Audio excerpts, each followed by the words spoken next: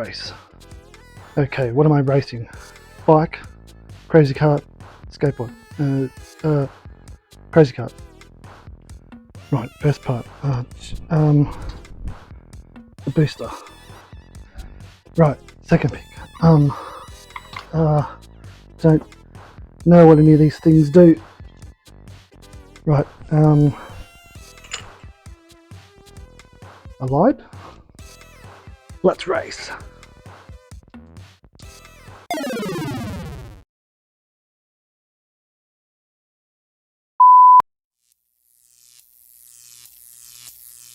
Hello there, my friend, and welcome to my lair. You're about to witness the world's first. Slowly, I've been collecting pieces of discarded board games. With careful and painstaking precision, I have assembled this undead creature, and now you're going to witness me bring it to life!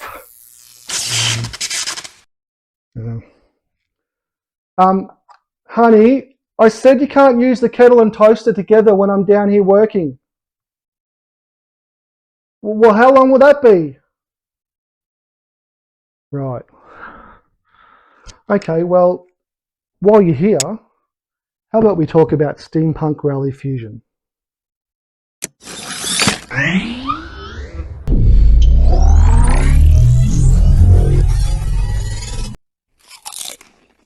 Imagine this scene. It's 2020, the first lockdown has begun, and this board game boy was stuck at home, with far too much time to spend on the internet. After running out of other site updates to keep up with, on a whim, I opened up Kickstarter and searched for board games. Now, at this point, I'd never backed a single Kickstarter, let alone a board game, but I somehow found my way to the Steampunk Rally Fusion campaign page. I didn't know what I was looking at, didn't really understand how the game was played, but the pieces on the dice called to me. And over the next 2 days, this page called to me until I backed it. Now, this could have been an impulse buy that I regretted, but when it shipped the next year, this game became a hit with me and my family.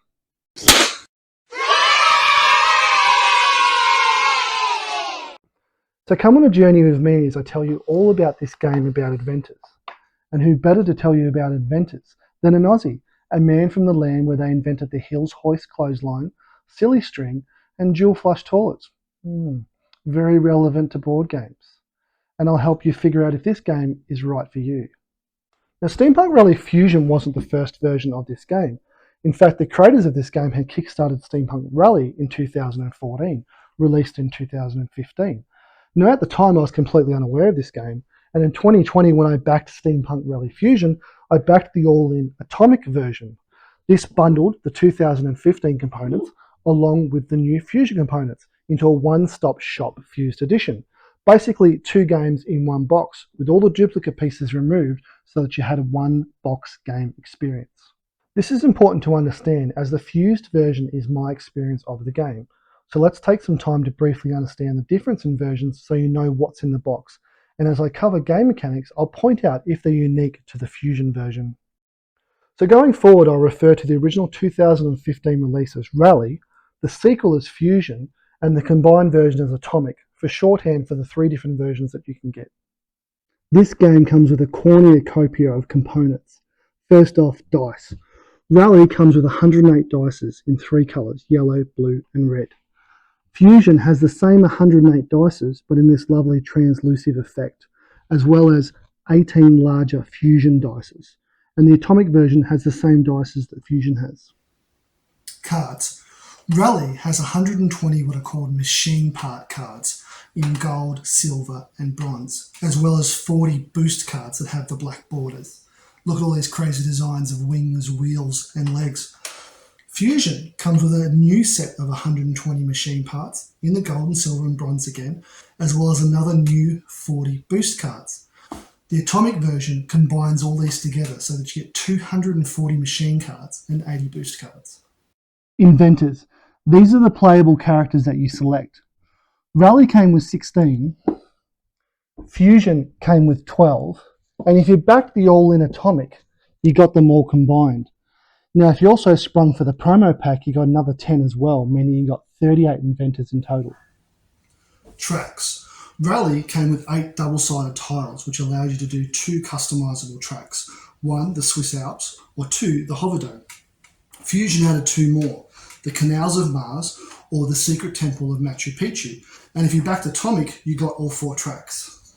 Then there are a bunch of supporting pieces which are found in all 3 versions. Pieces such as the damage trackers, the cog tokens, player aids, light bulb tokens. There are challenge tiles, an on-ramp for your first game. There's a glue gun for combining card effects, several blocks from a Jenga set to build roadblocks, a macro lens to assist with repairs, a lightsaber for the hand-to-hand combat phase, a crystal for good vibes, a packet of noodles for some headphones, a Rubik's Cube. Wait, are they the keys from Voltron? Lastly, there are a small number of cards that provide some new game mechanics found only in the Fusion and Atomic versions, and I'll cover them later on. There are a few other differences around the edges between the 3 boxes, but I've covered the important ones. So, what is this game? Well, let me preface this with a few caveats. The website Board Game Geek lists Rally as a 2.62 out of 5 on the complexity scale, with Fusion getting a 2.8. Now, while those numbers aren't going to scare anyone away, looking at all these decks of cards and all these components might give you a non-gamer friend pause for concern as they reassess their decision to play this game that you've just laid out in front of them, perhaps at your own insistence. See, I wouldn't actually recommend this game to anyone trying to introduce someone new into modern board gaming, but I would recommend it as a second outing. This game isn't hard, but it's a tricky teach, so you've got to be prepared for a slow start as players come to grips with the systems. But as this game is mostly your play at the same time, as new players pick up each step, you can leave them to it and then you can all just play at the same time. So, Steampunk Rally is a card drafting, engine building, dice placement game. So that's a lot to unpack. So let's have a look at what a typical turn is. A turn of Steampunk Rally is split into 5 phases: draft, vent, race, damage, and upkeep, with the bulk of the game taking place in the draft and the racing phases. You'll start with draft. You'll get to draw 1 card of each of the 4 decks: a gold, a silver, and a bronze in the machine parts, and 1 of the boost cards. You get to keep 1. Now, if you keep a machine part, it must be added to your invention straight away, essentially growing your racing machine. Or if it's a boost card, it goes into your side hand until you play it. Then you'll need to pass the 3 remaining cards on to the player beside you, never to be seen again. Then from the other direction, the player on the other side of you will pass you 3 cards, minus the 1 that they decided to keep. Again, you'll get to keep 1, add it to your invention straight away, and pass the remaining 2 to the player beside you. Then you'll get 2.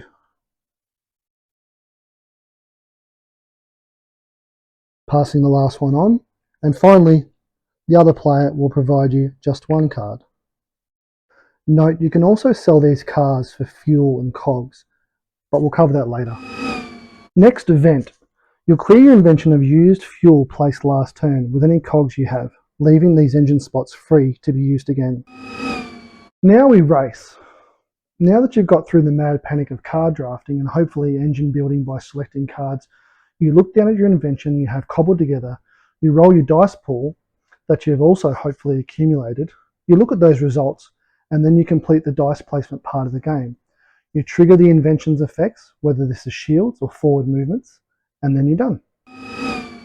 Lastly, you resolve any damage you couldn't negate with shields, usually from the terrain, and then you reset everything via the upkeep phase. And that's it. That's the core loop of the game.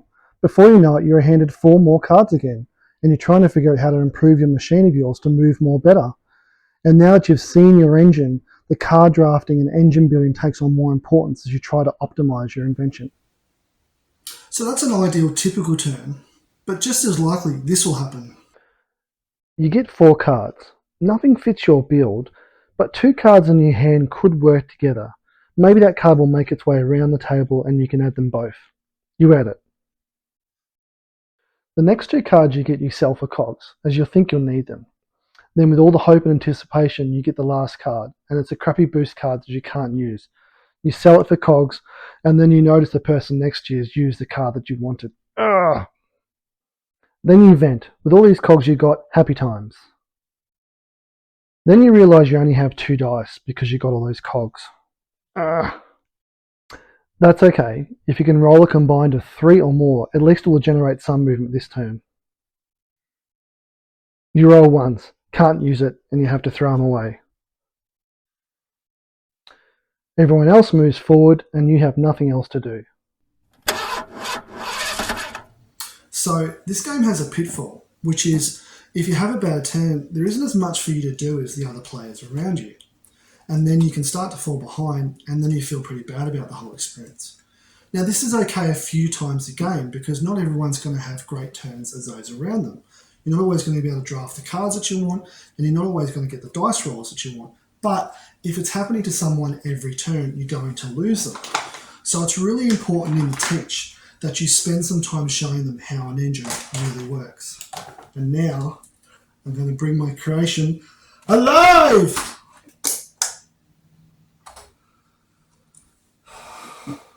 Not again.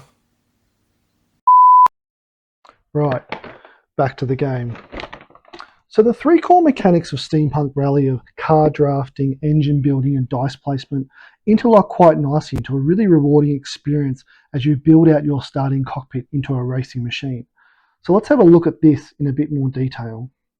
So my starting character here is Thomas Edison. Now he comes with 2 cards, as most of the characters do, and I've decided to lay him out this way.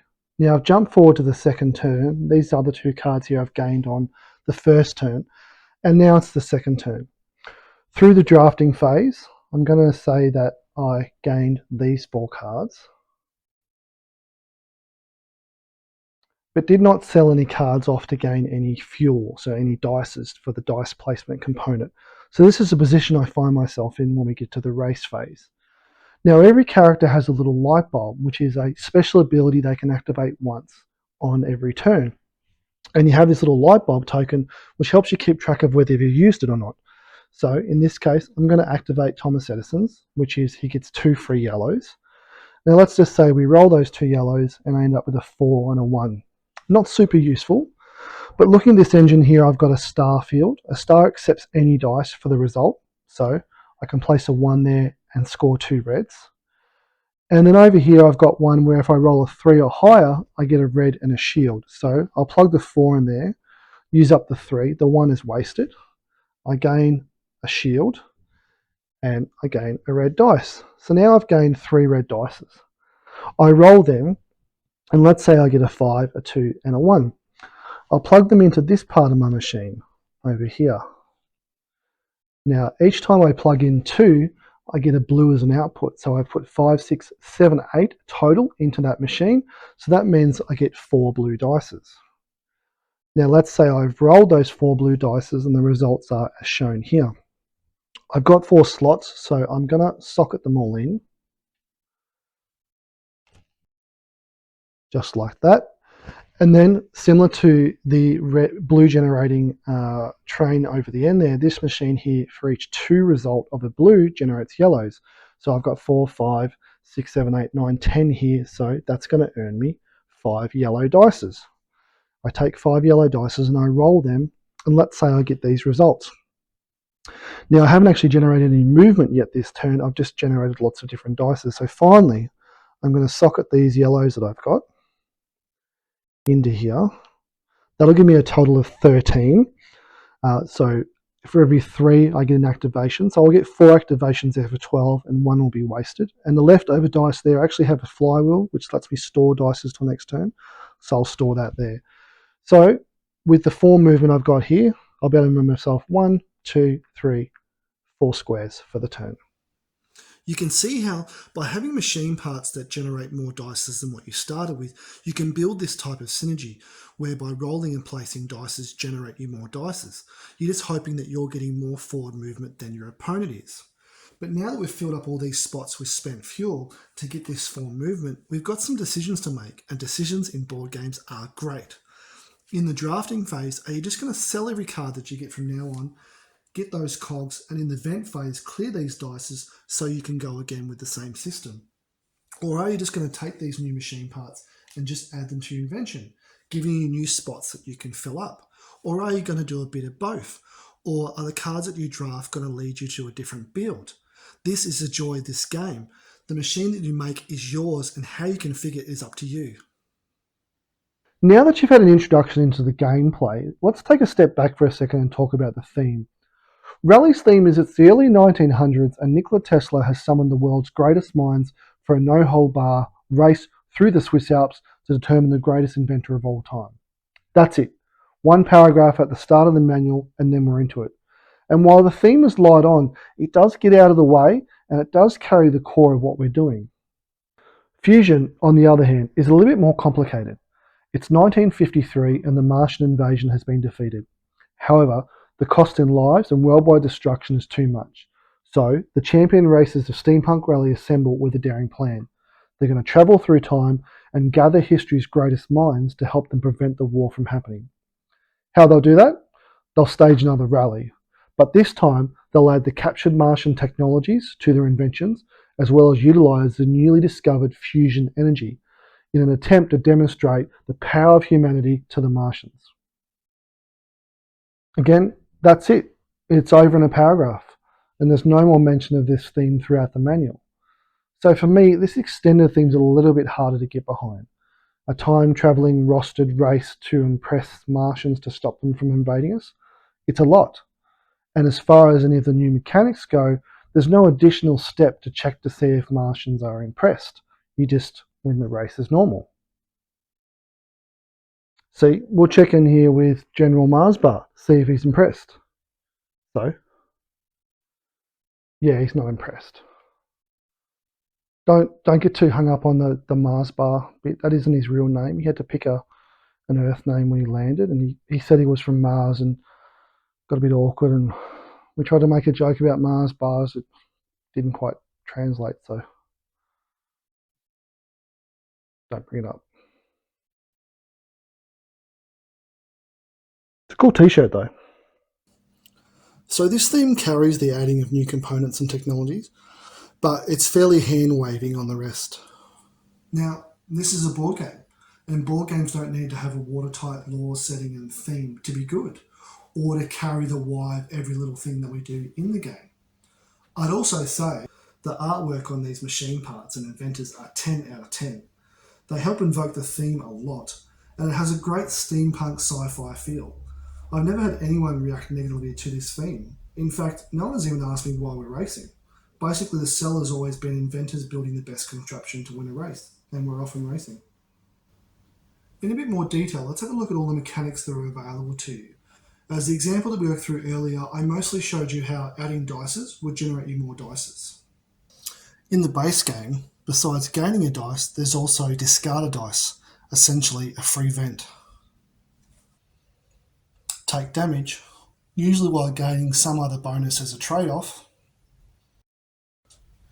Reinforce invention, the gaining a shield option to offset damage taken, or can be banked up to 3 for future damage. You can gain a cog to be used in later turns. Gain motion, or gain golden movement, known as smooth motion. This prevents terrain damage, which is gained from moving through certain spaces on the track, so a way to shieldless build. The black border cards, which are the boost cards, give you effects you can take at certain phases of the game, commonly during the vent or race phases, and can help you or mess with other players. The fusion card set brings 4 new card types to be used in an invention. Inflict damage to those around you, either in front of you, behind you, or on the same square, giving you a way to interact more with other races. Overcharge, an option to blow up a whole machine part for a once-off extra effect. Gear up, which lets you spend cogs to make that machine part more powerful. It gains more dices or movement, etc. Lastly, there are these, the fusion dice.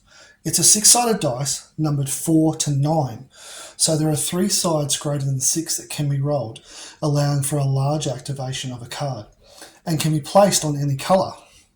But there is a catch. You can never remove or vent this dice once placed. Using this Martian power fuses with the machine and the slot is blocked for the rest of the race. This gives the player some options for catching up or late surges when there may not be many more turns left, and gunking up your invention doesn't matter. The addition of these gives a good number of effects that a player can put into their build. It isn't an overwhelming amount, and the symbols do a lot of the heavy lifting. Once the player gets the iconography, which they do pretty quickly, they can assess what each card does pretty quickly also. In my experience, players tend to avoid the overcharge, the blowing up of a card, or the fusion dice the most. Typically, players are really invested in having a smooth running machine, and damaging it just isn't desirable. However, with a strategic group, these mechanics can be exploited to get extra movement at the right time. Fusion also has some optional cards that you can use. Both the Machu Picchu and the Mars tracks have event decks. These are decks filled with different effects that are applied to specific squares on the racetrack as you land on them. My players didn't really like them, as there are a lot of things being triggered already between player inventions and boost cards, and found it another thing to keep track of. But it's another flavour that can be added for lower play counts or to extend the longevity of the game. Secondly, you can add secret project cards to any races. These are essentially places where you can spend unused dices that you might be forced to disregard, or spend dices on instead of activating a machine part. The more you can collect up over the game, the larger the reward. But this is a once-off effect. Sometimes this can be timed right to give you a bunch of movement to jump into the lead at the end of the game. But again, like event cards, my players found this mostly another thing to keep track of and preferred not to use it. And may I say, the rulebook in this game is pretty tight.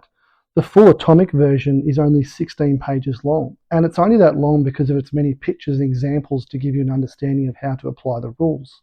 Its layout and headers are spot on, and when you need to look up an icon or effect mid-game, you can quickly find the section on how it works. It even has 4 lovely pages of bios of all the inventors and what they did, a nice touch. It also has nice suggested rules for an introduction game, and I would recommend this to new players the first time round, as it eases you into the game proper nicely. Now that you've seen all the mechanics in the game, it's time to talk about player interaction. And the main criticism of this game is that for a racing game, you don't impact the players around you very much.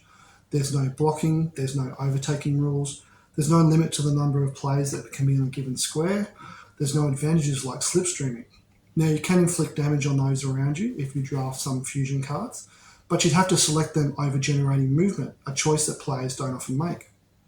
You can, of course, grab boost cards, and some of these cards have effects that impact other races, but they generally require you to be in a certain place, like in last place to affect all of those in front of you, or on the same square as someone at the time of activation.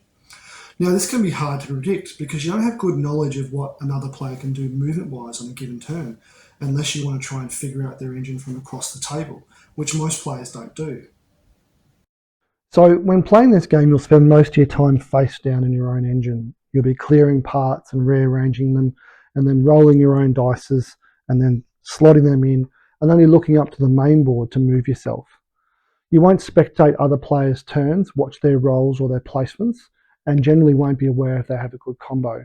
The only clue you'll have is that when you look back to the main board sometimes, you'll suddenly find they've jumped into the lead. So this game can feel very solo side-by-side play. A word on player count. This box says it's for 2 to 8 players, and for a change, this game actually works at all those player counts. As it's a very solo experience, the game isn't any different when you add more players. And as you all play at the same time, it's no slower when you add more players. Now obviously the race is more exciting when you've got more people on the board, but I played this game with lower player counts and higher player counts and had a blast both times. And if you have 2 copies like I do, you could play this game with 16 players. Now I haven't done that, but I want to. And the fact that I want to is a ringing endorsement on how good this game is with larger player counts, a boast that not many games have. But let's talk about what this game is and where it fits in your board game collection. As I said earlier, I wouldn't recommend this as an intro into modern board gaming. It has a lot of self-directed play, which new players may not be used to. But it's in the conversation. If you've got friends who have only played mainstream games such as Monopoly, Scrabble, Cluedo, or Risk, and you're looking to find board games that will entice them into playing modern board games, games that will show them how much more this hobby can be, then I would recommend them towards modern classics such as Pandemic, Tickets to Ride, Chinatown, or even Catan. Stay with me here. Tickets to Ride shows new players that not all games need to be about rolling a dice and moving a set number of squares. It teaches set collection and has a whisper of self-planning as you select your tickets, the goal cards.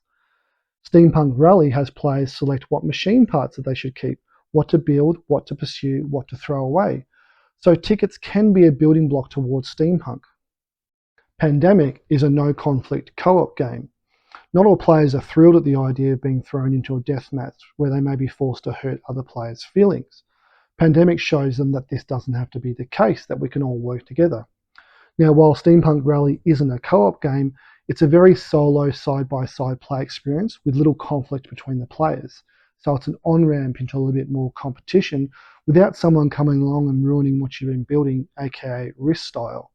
So it's a friendly race, and even if you don't win, you can still be proud of what you've built at the end. Catan teaches new players about engine building. 2 towns at the start only generate a little bit of income, but as the game wears on, you're getting more resources more often.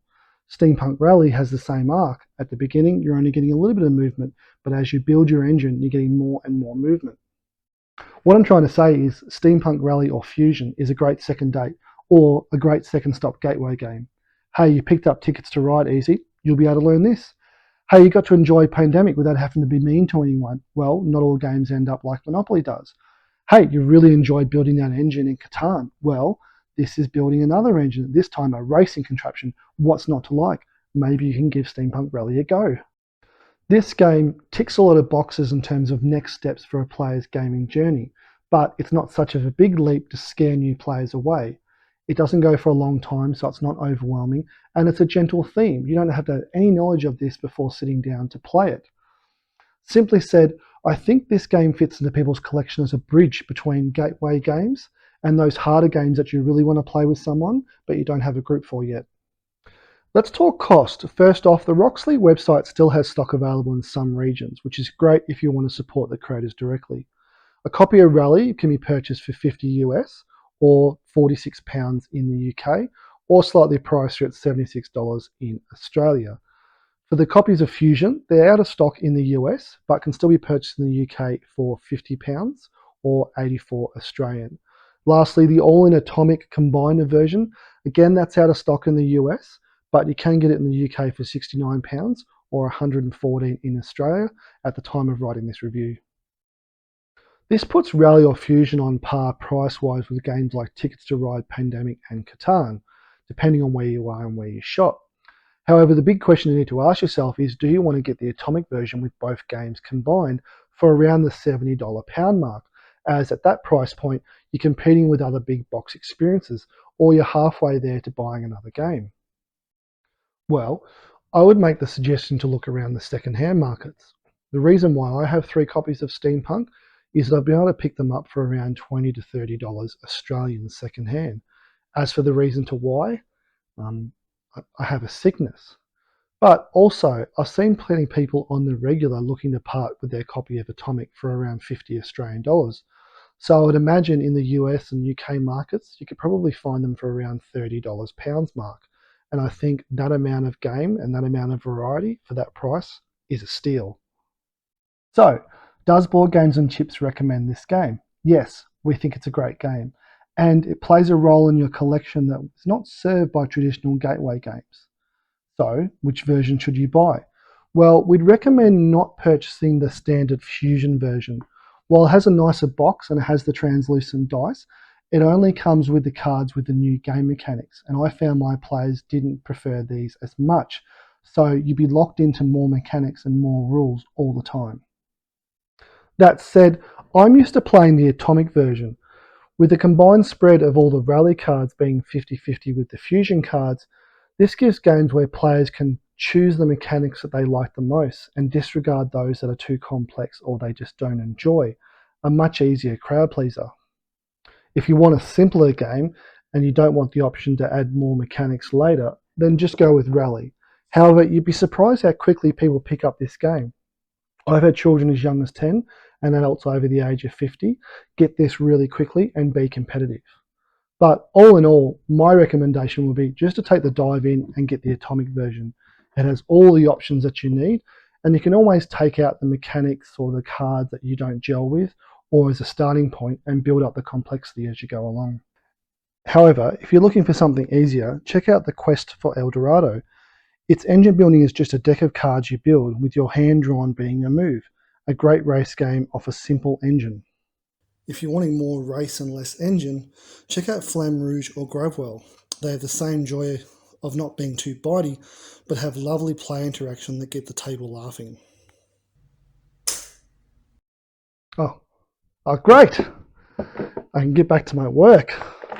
Stop talking about board games.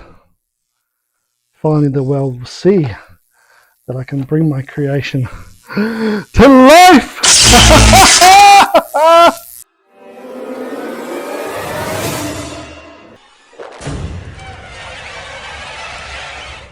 Oh no, I've created another version of Monopoly.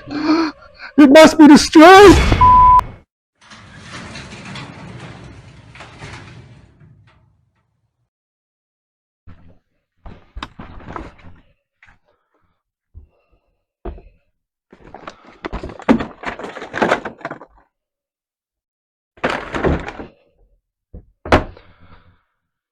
And remember, chips go with everything.